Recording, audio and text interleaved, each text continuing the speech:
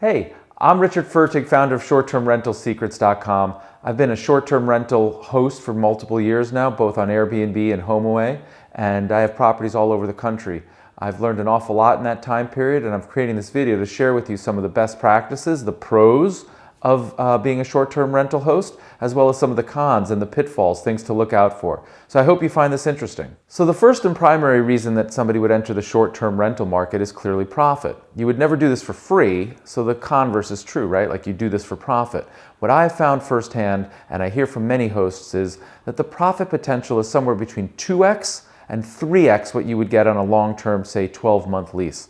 So let's put that in perspective.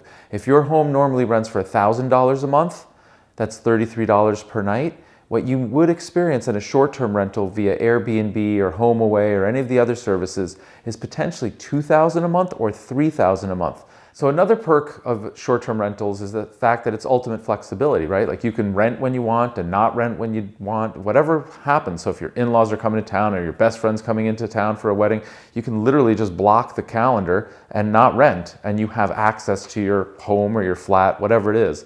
That doesn't really exist in a 12-month rental where you have to notify the tenant in advance to get in to do a repair or whatever it is. It's a little bit more of a hassle and it's a longer-term commitment. Another amazing pro in the short-term rental market is the megatrend. I think we're in the very early stages of what's going to become common. So right now, a lot of people use Airbnb and HomeAway to rent homes or vacation homes out or to stay there. But I think this is going to be an even bigger trend as people start to do this for their primary homes and the way that they start to live. So the sooner you get involved and the sooner that you start listing that extra bedroom or that extra vacation home, you start to develop a network and ratings and rankings and SEO, and the earlier that you'll get involved in what I think is going to be the wave of the futures. Another super cool thing about being a short-term rental host is that you get to meet unbelievable people from all over the world. In my experience, I've met people from almost every continent, their families, they travel, they've got wonderful stories, they love being hosted by me and I love hosting them. And so I'm part of something that's bigger than just like a rental check that arrives in the mail. There's stories, there's continuity, there's friendships, and there's the opportunity to add value to their trip. And it's a great, a lot of this is about people and the community, and you don't get that in a long-term rental, but you do get that in short-term rental. So that's a huge pro. So let's talk about some of the cons, and like in anything, there's always cons. For every pro, there's a con, and it's just a matter of, it's a course of business, just expect it.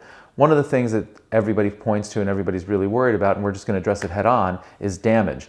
Are short-term rentals more likely to get damaged than long-term rentals? And in my experience, the answer is no. In fact, I could also make a counter argument that there's less damage because there's less wear and tear, because as people are traveling, they're out, they're touring, they're seeing the sights, they're at the restaurants, they're not actually like living there every minute of every day. But to be fair, I have experienced some damage, nothing major, but it is something that I have to deal with and repair and so on. And that's where having a really good staff of people that you can call, whether it's a plumber or an electrician, comes in handy. So we'll talk a little bit later in some other videos about how you go ahead and get prepared, because you should expect minor damage. And if you expect it, then it's really nothing more than an inconvenience. And you can also use the security deposit to pay for that. Regulation. Look, anytime that there's a new entrant or something that's disruptive in any industry, there's going to be a lag and uncertainty as regulation sort of catches up. In the end, regulation should be your friend, right? Like you learn what the rules are, you know how to play by them and abide by them, and then optimize them for your own gain. But in that period of time where regulation is sort of being figured out and it's changing and it's different in each region or state or geography, it can be uncomfortable. So you have to pay attention to what's going on and make sure that you're law-abiding, because at the end of the day, we all want to be law-abiding while increasing our rental income. And so right now, it's an interesting time, lots of things happening. Just pay attention, put a Google search on your computer that puts Airbnb plus your city or your county or your state, and you'll get automatically alerted. It's not that challenging, but you want to make sure you're on the right side of the law. Vacancy is uncomfortable. One of the benefits of long-term rentals is when you sign a 12-month lease that on the first of the month, you're going to get a check every single month. In the short-term rental world, that's not exactly true. You don't necessarily know when your next tenant is going to come in or guest, but you know that they're going to come in. There's great tools such as Beyond Pricing, and in fact, we filmed a video. Check it out over here to learn more about it, but it'll help you manage your vacancy. We have an affiliate link in there, so if you want to sign up for a free trial, try that. It's no obligation. It helps us a little bit to help you.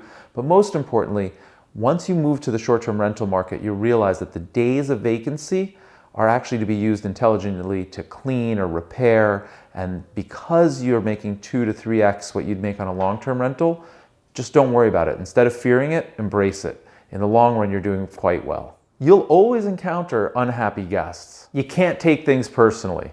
No matter how great a host you are and how much you bend over backwards and how clean your place is and how detailed your instruction guide is, at the end of the day, and we all know some of these people, some people you just can't please. And no matter what you do, you're not going to be able to win them over. And the first couple of times that happened to me in my short-term rental history, I really took it personally and I couldn't believe it and I apologized and this, that, the other. At the end of the day, recognize that you're doing your absolute best.